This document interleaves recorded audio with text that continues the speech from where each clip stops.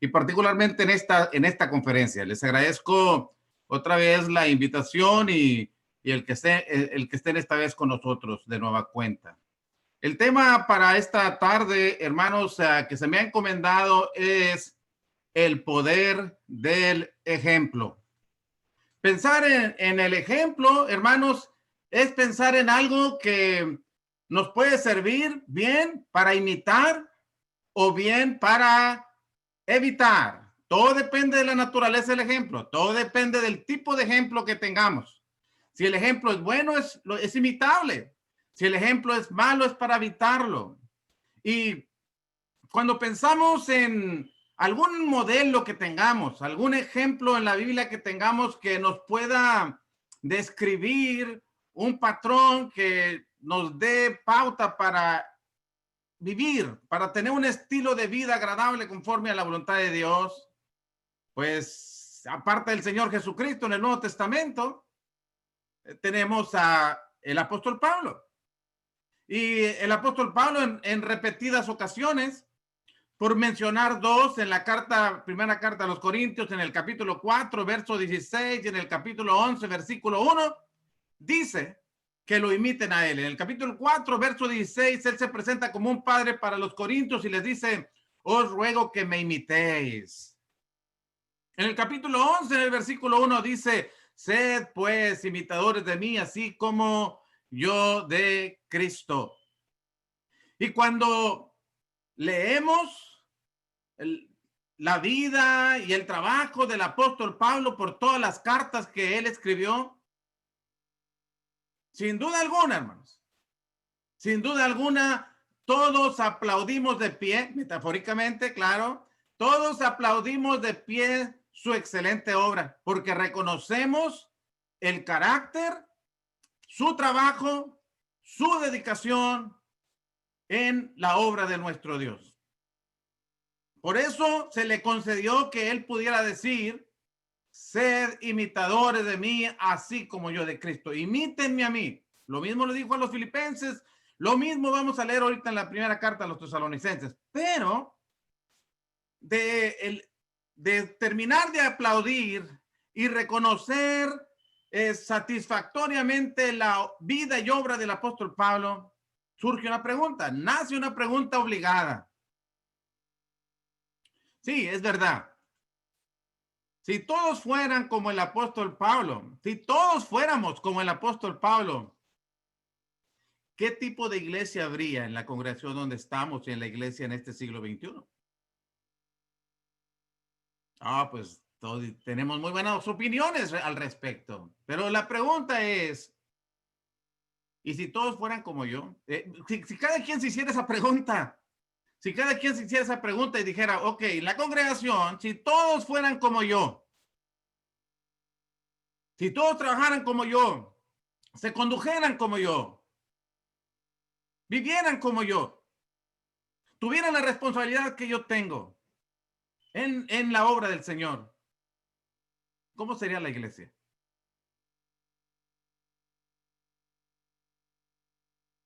Porque sí, es muy agradable recordar lo que el apóstol Pablo hizo y motivador, estimulante, hermanos, es inspirador para todo cristiano, aquel que pretendemos ser predicadores de la palabra, como en el caso mío. Pero visto de una manera horizontal para la iglesia, si todos en la congregación donde yo me reúno fueran como yo, si todos en la congregación donde usted se reúne fueran como usted, ¿qué tipo de congregación será? ¿Qué tipo de congregación sería? Bueno, eso nos lleva a considerar con seriedad el impacto de nuestras acciones, el impacto en otros de nuestra conducta, el impacto de otros, en otros de nuestras palabras, hermanos, de nuestro diario vivir. Y bueno, pensemos en ello para efectos de que podamos aterrizarlo en nuestra vida diaria, porque así debiera de ser. Palabra que que no aplica a mi vida y no tiene nada que ver conmigo, pues ¿para qué entonces? Bueno, por eso es que hago esa pregunta, hermanos. Y otra vez, como les dije al principio, el ejemplo puede ser de gran influencia para otros. Es de gran influencia para otros, sea para bien o para mal. Y ayer el hermano Paco Rodríguez nos presentaba los tiempos difíciles en los que estamos viviendo, que el apóstol Pablo le escribe a Timoteo y nos hablaba de el estilo de vida que se nos ofrece como un modelo para imitar en nuestra sociedad, pero que es un modelo destructivo, es un ejemplo que es imitarlo, que seguirlo, solamente traerá tragedia y destrucción a nuestras vidas. ¿Por qué lo pensamos así? Bueno, ¿qué es lo que está haciendo, hermanos? Ese estilo de vida, ese ejemplo o ese modelo, ese patrón que tenemos, vaya, para pensar y actuar en nuestro tiempo. Piense conmigo. Este modelo que tenemos, hermanos, ha destruido el concepto de matrimonio y familia. Por ejemplo, ahora ya no se refieren a ella como mi esposa, ya no se refiere a él como mi esposo, como su esposo. Ahora se usa de una manera genérica, mi pareja. Porque así no sabes qué es. Para no decir la realidad.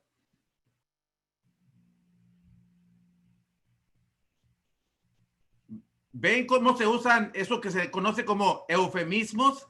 Formas de decir una cosa que no se oiga tan fea. Y ahora es mi pareja. No le hace que sean una relación homosexual. No sea que sea una relación entre un hombre y una mujer, pero que no sea un matrimonio legítimo. Lo ponemos en mi pareja y ahí queda. Ha destruido el concepto de matrimonio, hermanos. Porque antes el matrimonio se entendía, se concebía como un hombre y una mujer casados.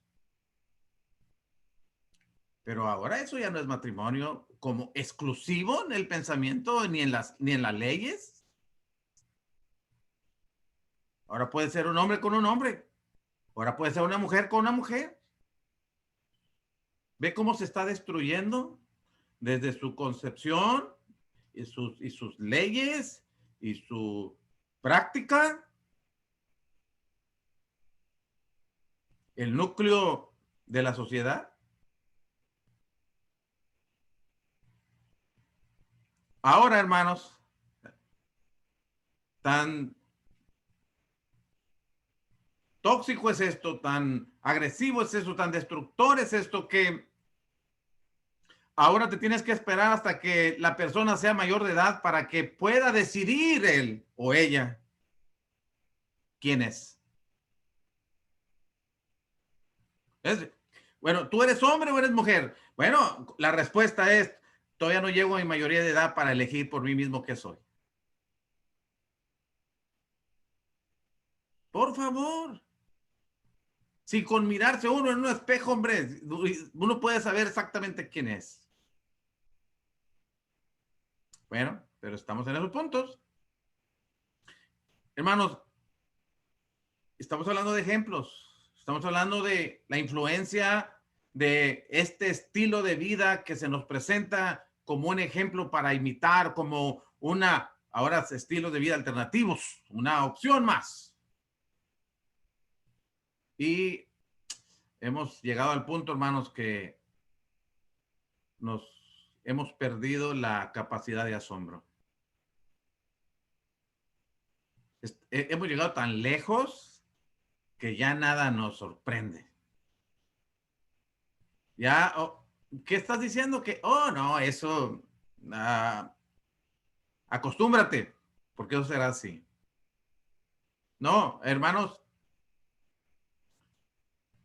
es lamentable, peligroso, destructivo lo que nosotros estamos viviendo en nuestra sociedad. Y el salmista preguntó, hablando de los fundamentos en el matrimonio, hablando de los fundamentos de la iglesia, inclusive podríamos hablar también de eso, pero el salmista preguntó en el Salmo capítulo 11, versículo 3, si los fundamentos fueran destruidos, como están siendo destruidos los fundamentos de la sociedad, ¿qué ha de hacer el justo? ¿Qué vamos a hacer, hermanos? Ok, podemos abrir la ventana y ver hacia afuera en la sociedad y contemplar todas las cosas que están pasando y horrorizarnos tal vez, sonrojarnos de las cosas que estamos viendo, cerrar los ojos y no pensar, no, yo no quiero ver eso. Ok, está bien. Pero si eso está pasando afuera, ¿qué van a hacer los justos? ¿Qué va a hacer usted, hermano? ¿Qué voy a hacer yo al respecto? ¿Qué poder de influenciar a otros tenemos en nuestro ejemplo?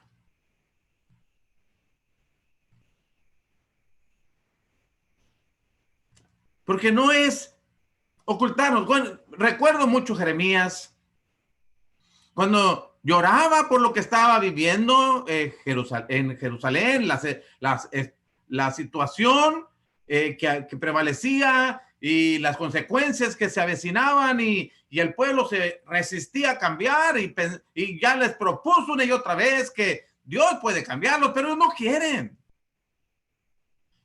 Y Jeremías lloraba y aparte de llorar decía, ¿quién me diera un lugar en el desierto para irme? No está aquí. Pero no era necesario que un profeta se fuera a un desierto, un lugar donde no puede impactar a nadie, donde no le puede decir a nadie nada. Y nosotros tenemos que escondernos y ocultarnos, sino que debemos influenciar, impactar, hacer posible que alguien cambie por el ejemplo que damos. Y esa es nuestra tarea, hermanos. Esa es nuestra tarea aquí en esta tierra. Ahorita el hermano Conrado mencionaba Mateo capítulo 5, versos 13 al 16. ¿Qué estamos haciendo en esta tierra? ¿Para qué existe la iglesia en la tierra, hermanos? Dos conceptos que salen ahí en esos versos. Para ser sal y ser luz. ¿Y qué significa eso? Que nuestras palabras, nuestro ejemplo, detengan esta corrupción y den la posibilidad de una manera de vivir diferente. Y que cuando vean nuestras obras, aún aquellos que no sirven a Dios le glorifiquen, pues, en el verso 16 de Mateo 5. Esa es nuestra tarea, iglesia del Señor. Por eso es importante el tema. Y no solamente es importante, es urgente que nos pongamos la ropa de trabajo y hagamos lo que nos corresponde.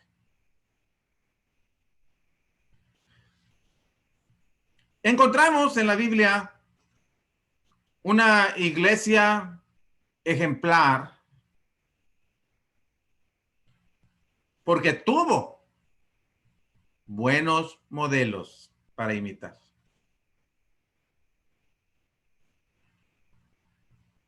Fue ejemplar para otros porque atrás de ellos venía alguien de quien habían aprendido y habían aprendido bien.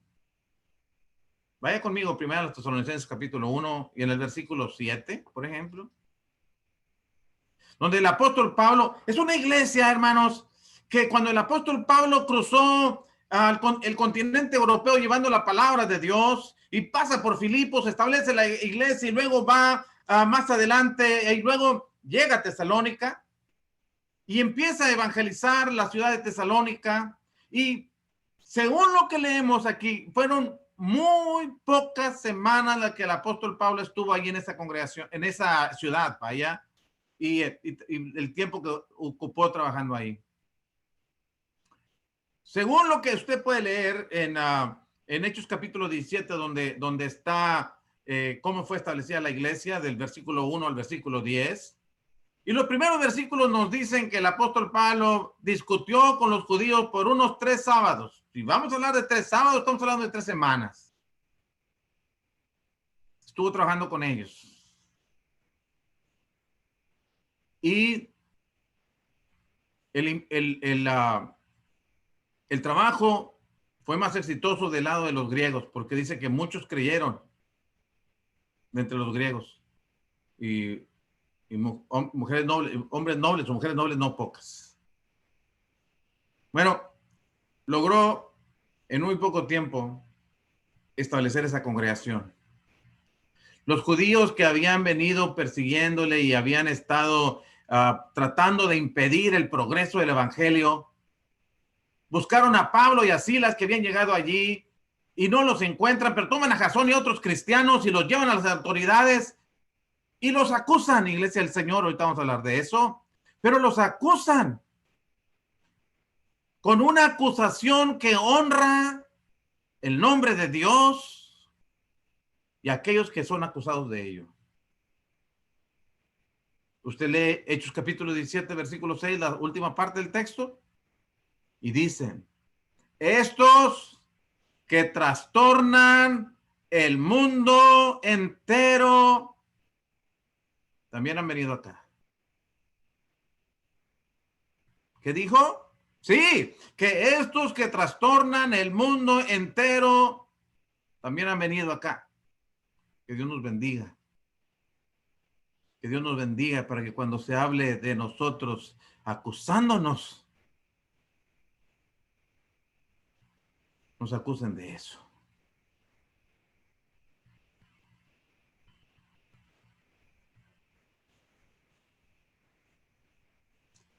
Que estamos trastornando el mundo con la predicación del evangelio.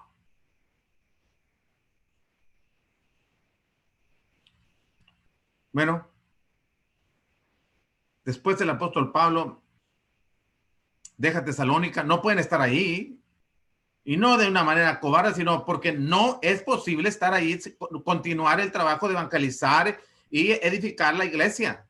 Se tienen que ir, pasan a Berea, después van a Atenas, después cruzan a Corinto, y estando en Corinto, el apóstol Pablo les escribe la carta, la primera a los tesalonicenses. Y Timoteo trabaja también con los tesalonicenses, y el apóstol Pablo escribe la carta de primera a los tesalonicenses, unos cuantos meses después de que los dejó. Y hermanos, miren lo que dice de ellos. Ahora sí, les dije primero a los tesalonicenses capítulo 1, verso 7. De tal manera que habéis sido ejemplo, tesalonicenses, hermanos, con recién convertidos, nuevos en la fe. Ustedes han venido a ser ejemplo a todos los de Macedonia, Filipos,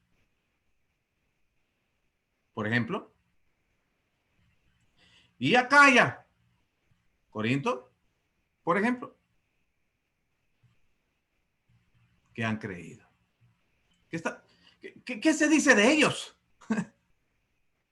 Cuando llegas por ejemplo, a la iglesia en Filipos, que está en Macedonia, o vas a la iglesia en Corinto, que está en Acaya, y preguntan por los tesalonicenses, o se oye la plática de la iglesia de Cristo en Tesalónica, ¿qué dicen de ellos? Tremendos, hermanos.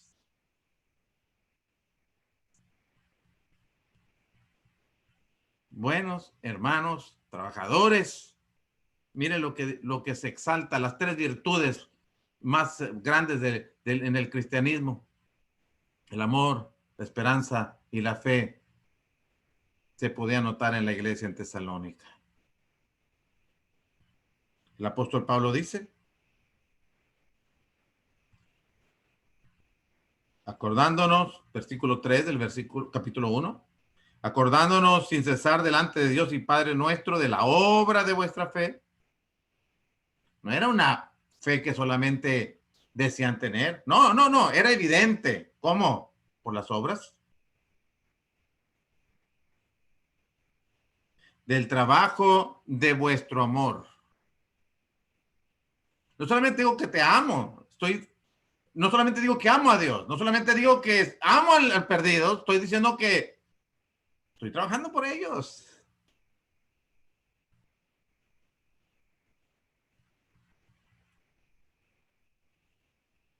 Y de vuestra constancia en la esperanza. Ellos habían sido ejemplo para los hermanos de Macedonia y Acaya, hermanos.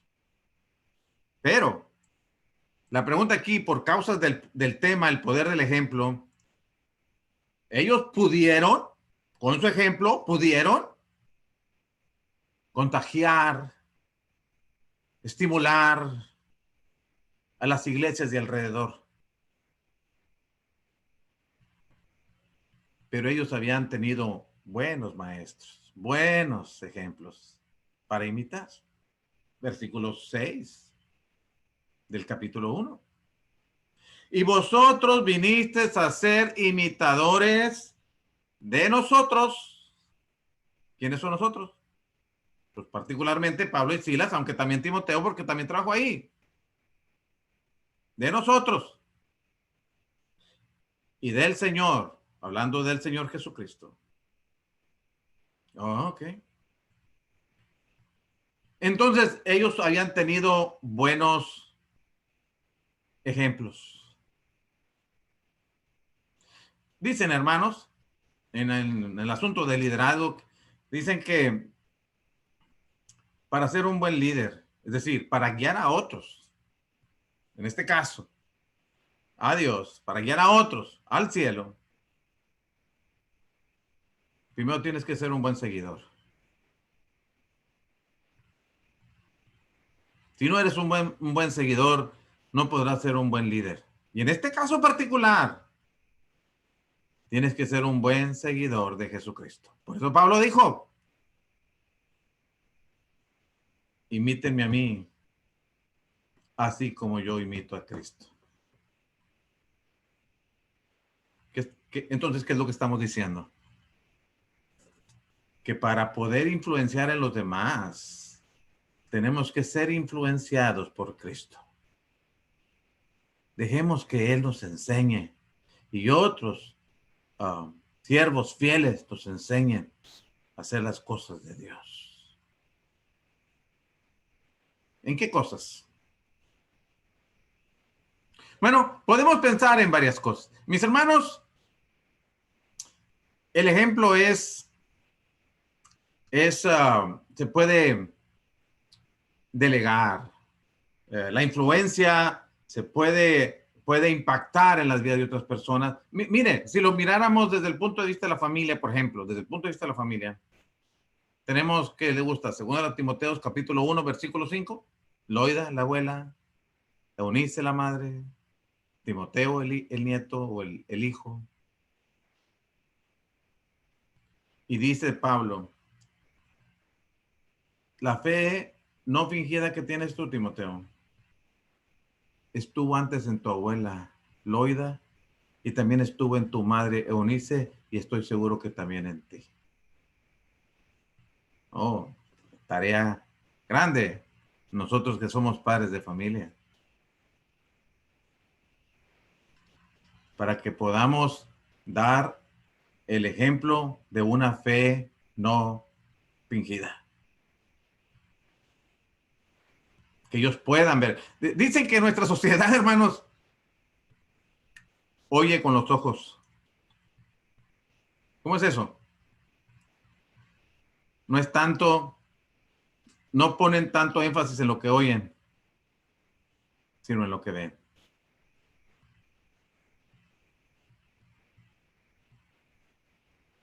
Por eso ahora todo es audiovisual, porque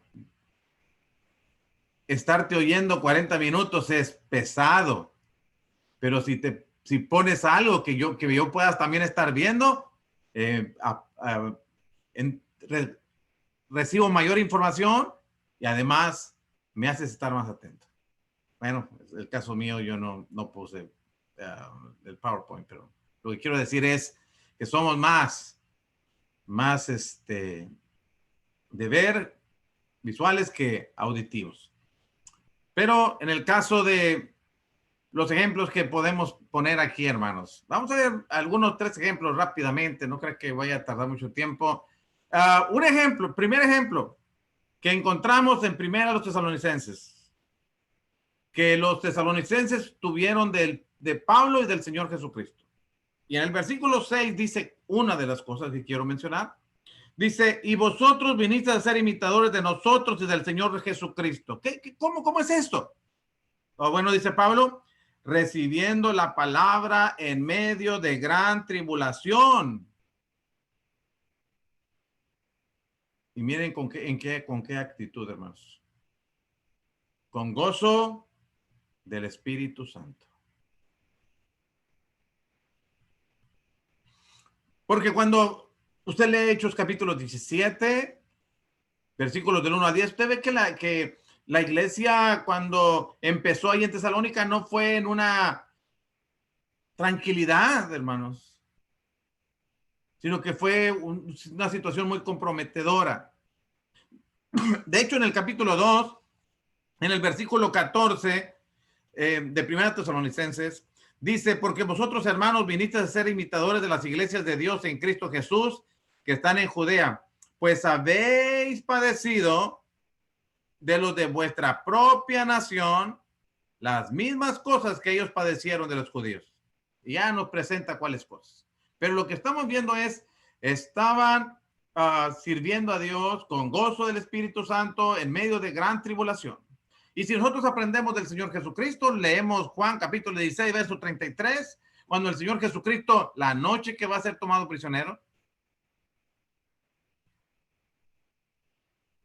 momentos antes de que va a ser tomado prisionero, Él dice, en el mundo tendréis aflicción, pero confía, yo he vencido el mundo, al mundo. En el capítulo 14 del libro de Juan, les dice, mi paso dejo, mi paso doy. Yo no os la doy como el mundo la da. Y uno piensa, ¿cómo el Señor Jesucristo puede hablar de paz cuando le espera una fuerte tormenta?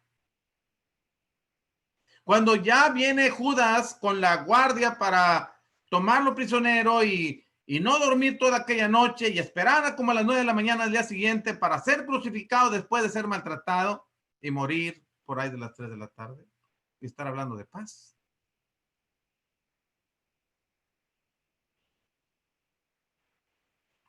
Cuando usted lee Hebreos capítulo 12, en el versículo 2, dice la Biblia que el Señor Jesucristo tenía los ojos puestos en volver a la diestra de Dios. Dice, puesto los ojos en Jesús, el autor y consumador de la fe, el cual por el gozo puesto delante de él sufrió la cruz, menospreciando el oprobio y se sentó a la diestra del trono de Dios. ¿Cómo es que tuvo la capacidad de soportar la cruz, de menospreciar el oprobio? ¿Cuál era la motivación del Señor Jesucristo? Tenía los ojos puestos delante de él. El gozo puesto delante de él. El momento de volver al Padre Celestial. Hermanos, igual si hablamos del apóstol Pablo y su sufrimiento, usted lee 2 Corintios capítulo 11, versos 23 al 28 y nos da una lista no completa, Porque él termina diciendo, y sobre otras cosas. Pero no era un hombre que usted lee cuando murió, bueno, no cuando murió, pero cuando anuncia que va a morir en 2 Timoteo capítulo 4, verso 6 en adelante, es un hombre que está decepcionado de su vida cristiana. Como ayer nuestro hermano Jesús Amaya nos hablaba también. Que no debemos, por las experiencias que tengamos, vaya, en el mundo también tenemos aflicciones, si lo soportamos, dijo Pedro. Bueno,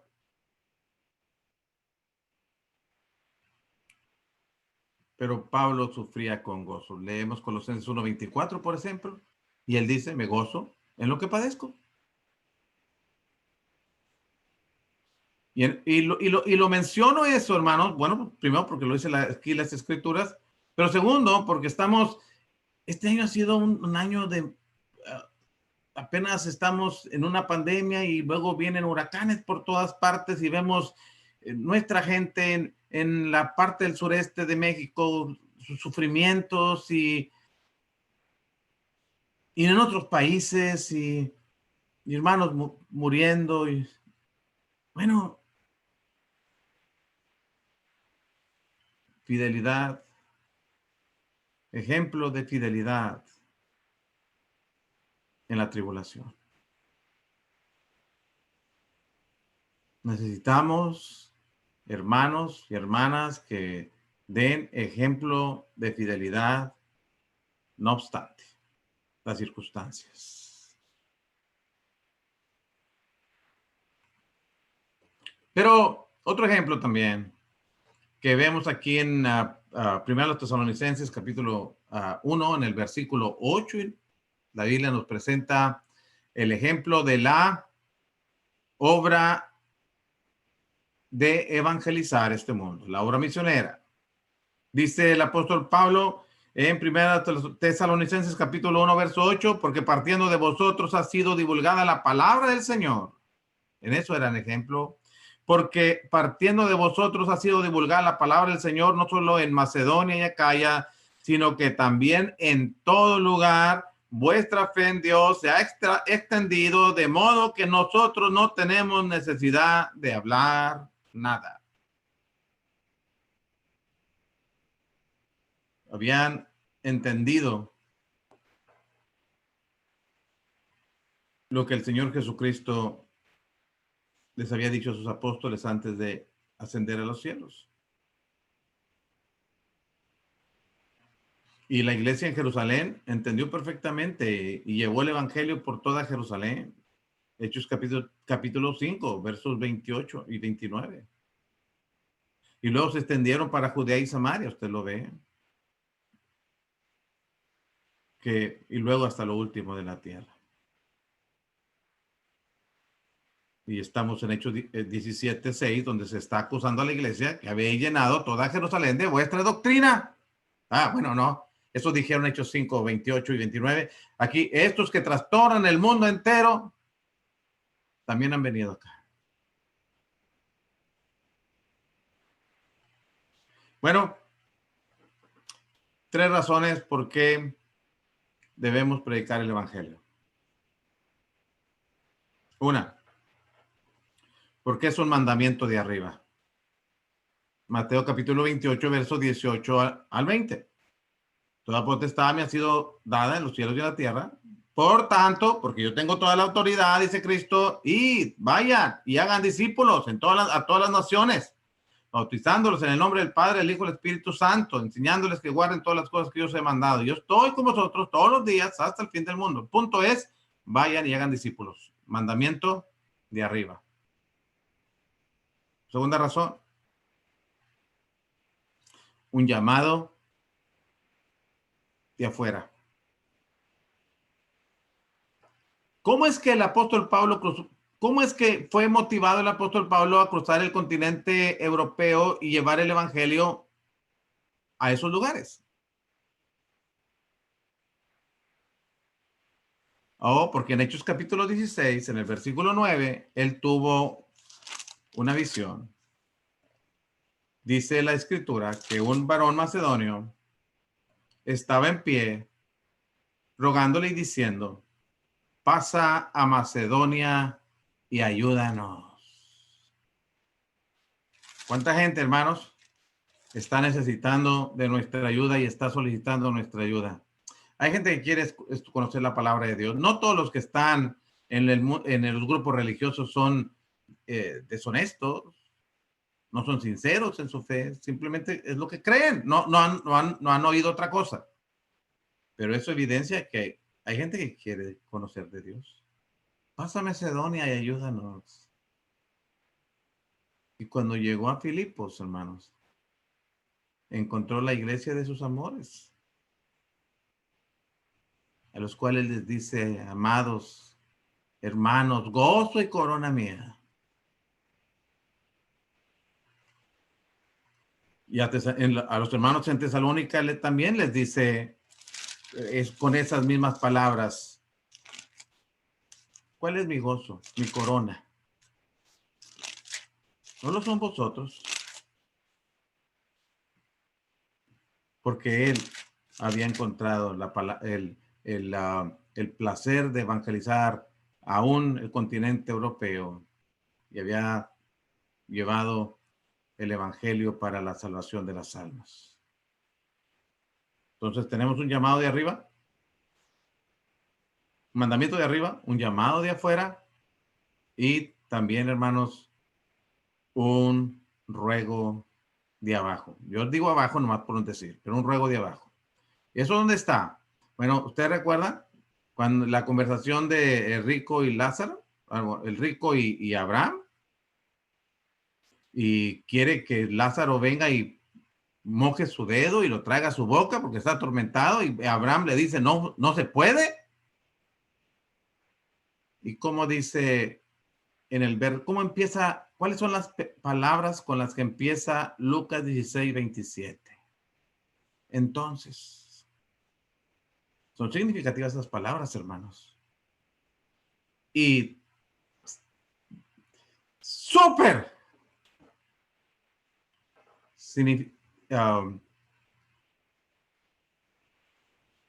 importantes para y limitantes para el rico.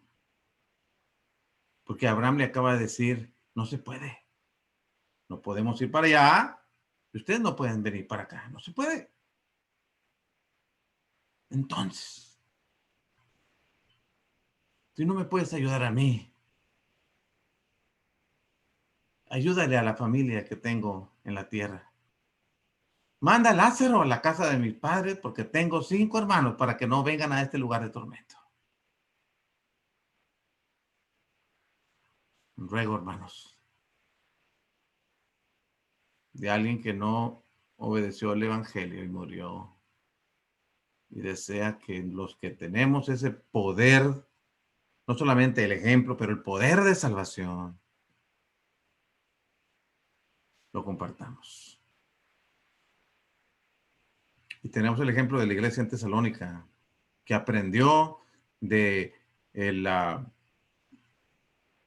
obra misionera del apóstol Pablo.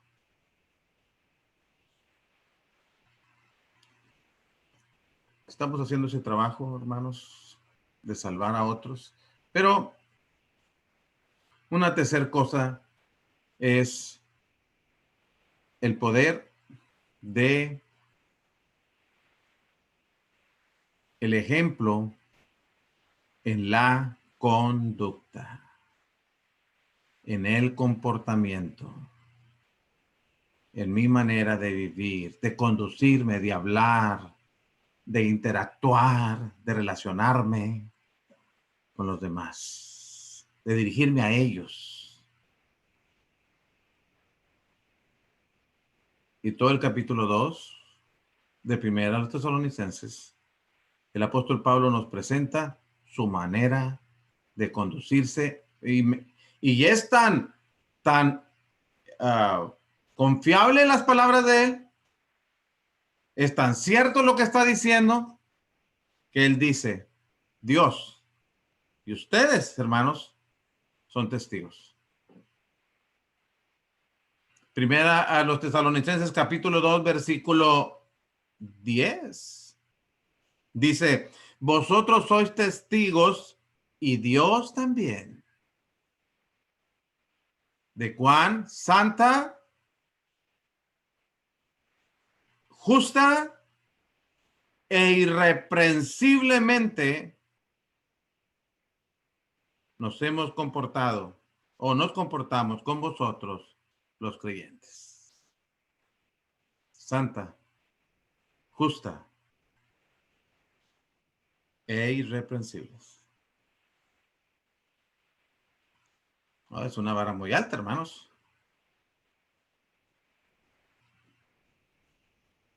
Pero se dice que luego lo que uno escribe con la mano lo vas borrando con el codo cuando puedes presentar la palabra de Dios y sus promesas y lo que hace Cristo y todo. Oh, pero cuando me miran hablar y actuar, conducirme,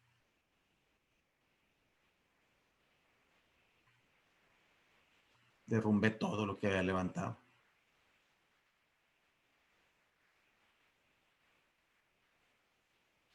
Por eso el apóstol Pablo nos dice cuál era su conducta con los hermanos. Solamente voy a leer textos. Verso 5. Nunca usamos de palabras lisonjeras, como sabéis. ¿Ustedes lo saben? ¿Ustedes saben eso? Ni encubrimos avaricia. Dios es testigo. No fue lo que dijo en el versículo 10. Ustedes son testigos, hermanos. Dios es testigo de cuál ha sido nuestra conducta. Nuestras palabras no llevaban una intención egoísta. No les decíamos que eran buenos hermanos para ver qué sacábamos de ustedes. ¿Ustedes saben eso? Y Dios lo sabe también. Sinceridad. ¿Y qué de la actitud para con ellos? Del comportamiento con ellos. Versículo 7. Antes fuimos tiernos entre vosotros, como la nodriza que cuida con ternura a sus propios hijos. Tan grande es nuestro afecto por vosotros que hubiéramos querido entregaros no solo el evangelio de Dios, sino también nuestras propias vidas, porque habéis llegado a sernos muy queridos. Si yo les digo que les amo, es verdad, dice Pablo. Y mi interés por ustedes y la ternura que siento por ustedes es como la de una mujer nodriza que cuida a sus propios hijos.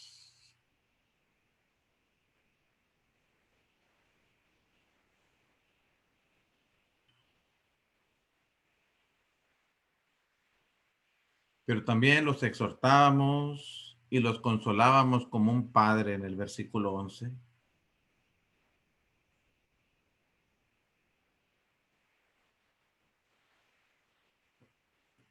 Cuando procuramos, cuando tenemos un modelo como estos, hermano, una persona con la que convivimos, pues no nos deja hacer nada malo, sin tener que decirnos, no lo hagas.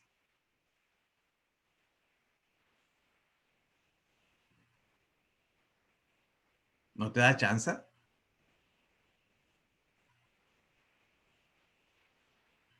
Por eso, la escritura nos invita a que podamos ser ejemplos en conducta. Y tenía otra cosa más, pero vamos a dejarlo ahí. Vamos a dejarlo ahí, hermanos. Hay buenos ejemplos que tenemos en la Biblia. El apóstol Pablo es uno de ellos. La iglesia en Tesalónica es uno de ellos. Nos gozamos en escuchar de ellos, pero que Dios nos bendiga es mi deseo y mi oración para que nosotros también vengamos a ser quienes puedan guiar a otros a llegar al cielo, acercarse a Dios y llegar al cielo. Que Dios nos bendiga para que así sea en cada uno de nosotros.